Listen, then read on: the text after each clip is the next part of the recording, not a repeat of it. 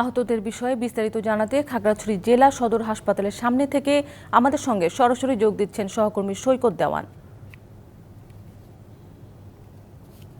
সৈকত, সাজেকে truck উল্টে যে 9 জন নিহতের সংখ্যা বেড়ে গেছে, তাদের 2 জনকে ঢাকায় পাঠানো হয়েছে এবং বাকি 4 জন খাগড়াছড়ি সদর হাসপাতালে ভর্তি রয়েছে।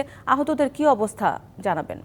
শান্তা, এই মুহূর্তে আমি খাগড়াছড়ি জেলা সদর হাসপাতালেই আছে। আমি খাগড়াছড়িতে যে 6 জন ভর্তি করা হয়েছে, তার মধ্যে 2 জনকে ঢাকায় রেফার করা হয়েছে। বাকি 4 জনকে আমি দেখেছি, এদের চিকিৎসা চলতেছে। আমি সাজেক সার্কেলের সহকারী পুলিশ সুপার। গতকাল যে সদর হাসপাতালে সাজেক থানায় যে 5 জনকে রাখা হয়েছে, ওর মৃতদেহগুলো খাগড়াছড়ি সদর হাসপাতাল নিয়ে আসা হচ্ছে। তাদেরকে পোস্টমর্টমের পর আত্মীয় স্বজনদের কাছে হস্তান্তর করা হবে বলে তিনি জানিয়েছেন।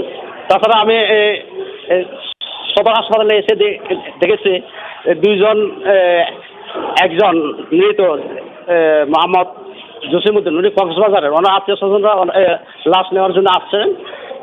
ওনারা অবশ্য এখনো পর্যন্ত লাশ দেখেননি। লাশগুলো হিমঘরে থাকার কারণে ওরা এখনো দেখেনি, কিন্তু তারা স্থানীয়দের কাছ থেকে ফোন পেয়ে ওনারা চলে আসতেন। তাই এই ছিল আমার সর্বশেষ খবর।